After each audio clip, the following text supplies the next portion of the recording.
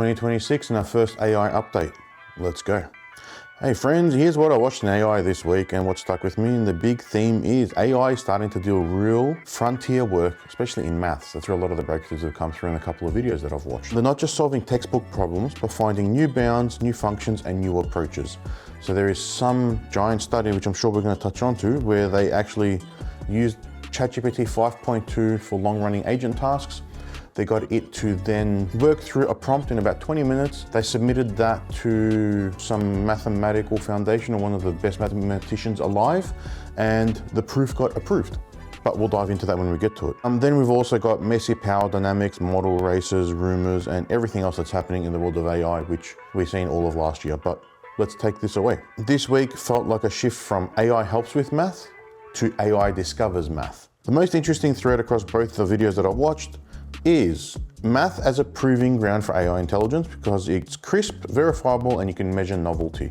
Novelty is when something's new or a different approach that hasn't been done before, and that's what everyone's after.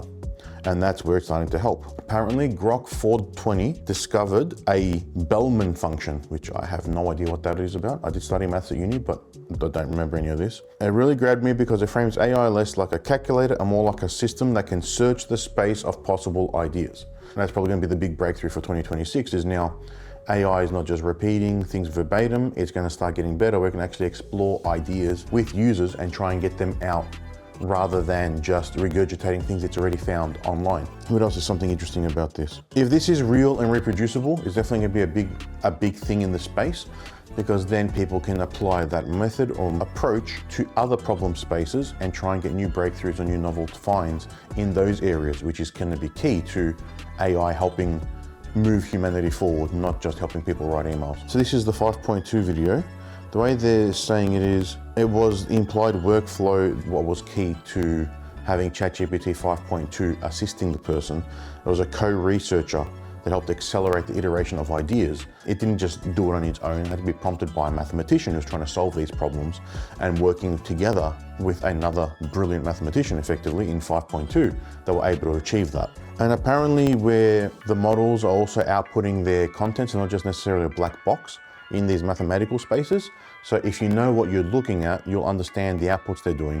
So it's not black box, more sort of like a transparent box or opaque box at the moment, where certain outputs are making sense and then understanding why the model is being able to do what it can do. Intelligence explosion as a practical concept. These videos hint at the recursive improvement is in theory, it's showing up as speed and compound improvements across these models. Really, yeah, it was the 15-minute time frame I was able to develop that math problem. The videos are a bit slow this last couple of weeks. I haven't done one of these for about a month now. I'm not retaining too much of this in the past week, but the math thing was the biggest problem. I don't know if I'm going to read through the rest of this, but the next talking point I've got here is Google's AlphaEvolve was able to improve matrix multiplication after 50 years. I did touch on this one last year at some point, where a new approach to matrix multiplication was discovered that is novel and may be something that's faster.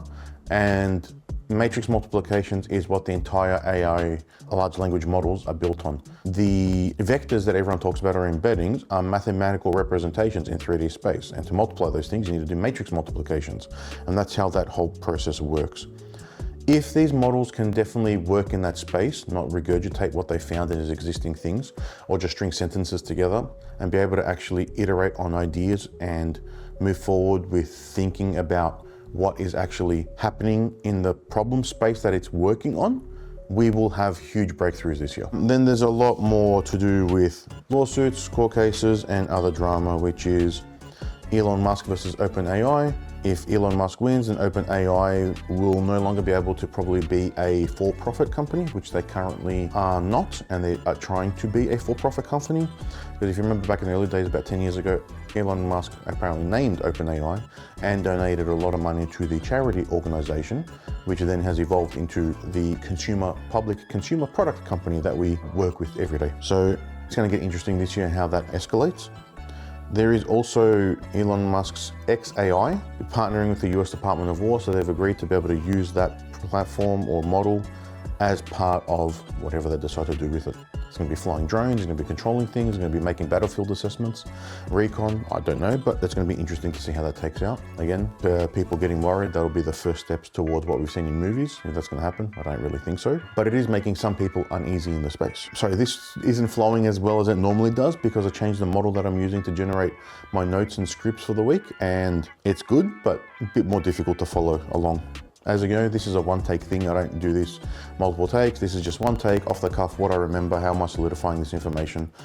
Ideal purpose is to share this with the team, and then I'll just share it on YouTube. Might as well, because we're making the content. It's going to be another big year in AI. I'm not sure how this is going to expand out, but that court case will definitely be something that we need to sort of look at moving forward, because anything to do with OpenAI is big news. Then we're going to start probably seeing a lot more news on different mergers and purchases that are going to be happening on these different AI companies, more investments in this circular AI investment economy that's happening, where I give you money, you give it to someone else, they give it back to me. So it's a big interesting thing how it's going to shake up.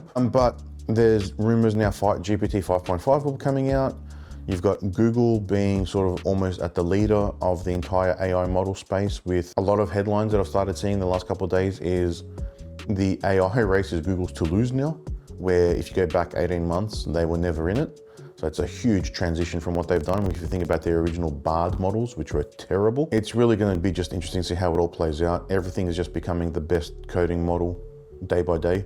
Every time there's a new release, it's the next one. There was some sort of a breakthrough over Christmas or towards the end of December where it was almost another DeepSeek moment from the start of last year. I think it was Manus that also got purchased by Meta. That breakthrough was something to do with the amount of, it was a frontier model and open source something that showed how effective or how cheap it was as well, which sort of made a breakthrough rather than the reasoning thinking, which, well, everyone's gotten used to now.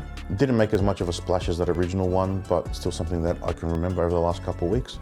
As usual, it's going to be interesting to keep up with this space. I did 35 of these in a row last year, so I kept up from like April till just the week before Christmas, so that was a fair effort, I thought. But I'll see how we go now that it's the 16th of January today, and we'll see if we can get this going for the entire year and see if we can clock 45 to 50 episodes of updates across the team. Otherwise, it's a fun challenge to try and keep up in the world of AI, so good luck keeping up with everything.